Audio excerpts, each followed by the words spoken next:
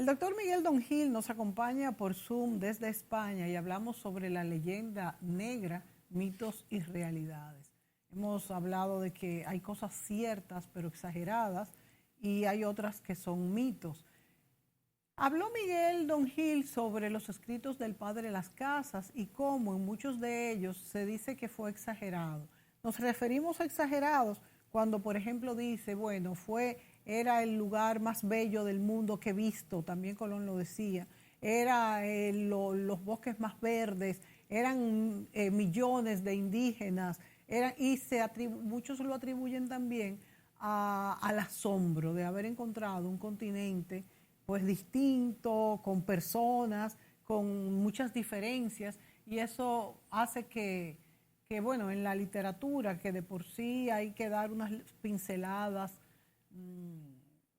interesantes, pues se atribuye a esto un poco algunas exageraciones que los mismos españoles escribieron. Miguel, síguenos contando cómo ha sido usado desde su creación de este mito, de esta leyenda negra, que vuelvo y repito, no porque sea mentira, sino porque fue utilizada por imperios contrarios al español para quitarle poder y principalmente situarse en el poder desde el punto político y religioso, como tú has explicado.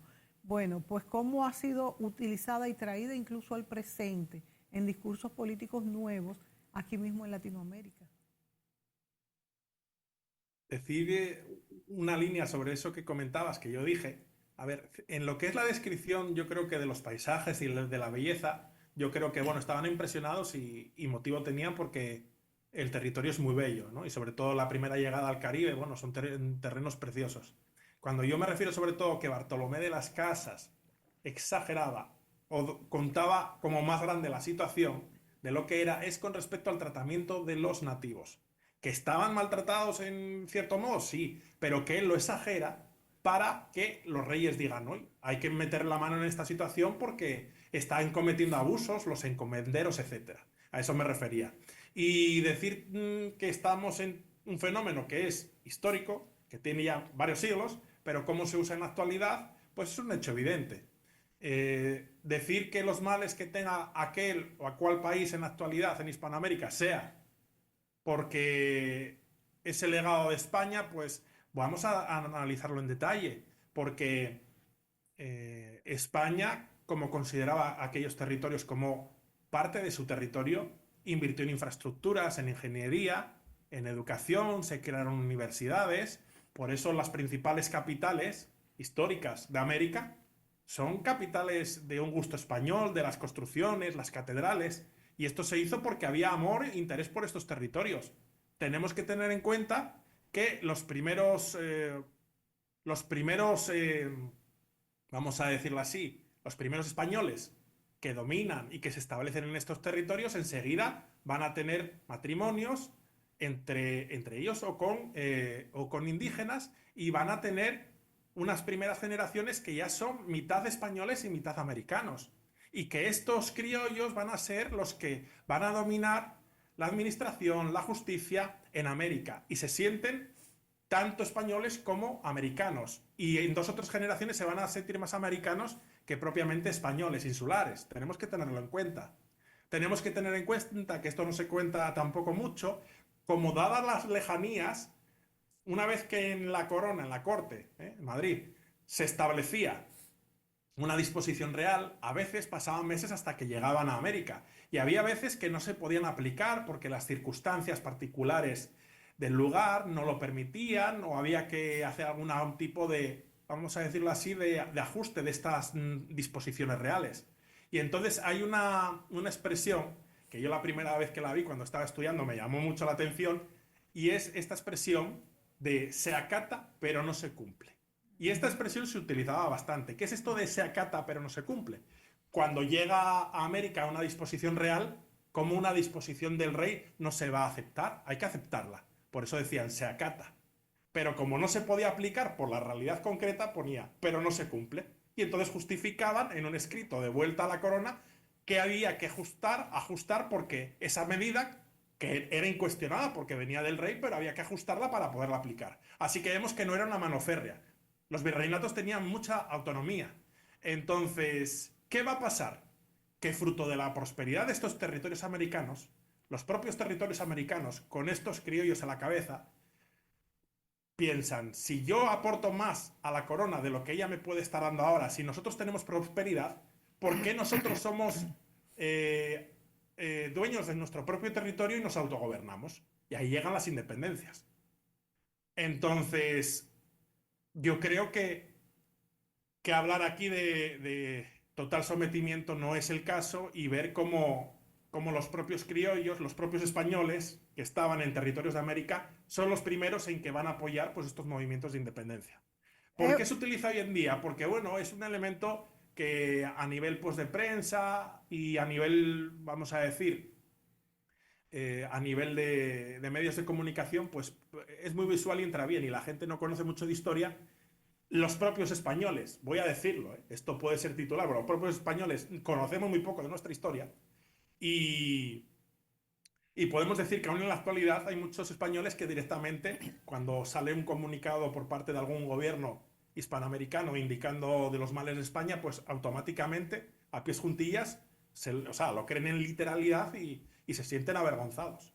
Entonces, que la leyenda negra ha calado hasta el punto de que los propios españoles, al menos aquellos que menos acceso tienen o leen y se acercan a la historia, pues se lo creen totalmente. Fíjate, Miguel, es importante destacar que no estamos negando muchos abusos que se cometieron y no estamos negando tampoco, y mucho menos yo como dominicana, la realidad de las palabras de padres de las casas escritas a los reyes católicos, pero el hecho de que se escribieran y los reyes respondieran, como bien tú has dicho, y acataran esta declaración de derechos humanos de los aborígenes, es un hecho que señala una mejoría, que señala un interés desde España, que no la vimos claramente en otras conquistas, es lo que estamos diciendo.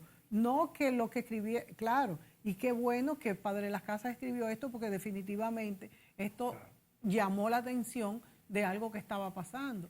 Lo que pasa es que lo que nos gusta es traer al análisis lo que pasa, la historia. Inclusive, si también una persona, pues qué bueno que se ponga a investigar y busca todas las situaciones de atropello, que hubieron muchas, para analizar la historia y tratar de remediar, porque aunque decimos que las conquistas en este momento, que definitivamente los territorios supuestamente son respetados, pero hay invasiones, hay conquistas todavía en la actualidad, pero para que estas cosas no pasen, o sea, no estamos defendiendo ni una posición ni la otra, simplemente estamos poniendo una situación sobre la mesa, y sí decimos que hay veces que, bueno, esto mismo de Padre de las Casas se utilizó en contra de la nacionalidad que lo escribió, teniendo la intención, en este caso, este autor, de remediar una situación para el bien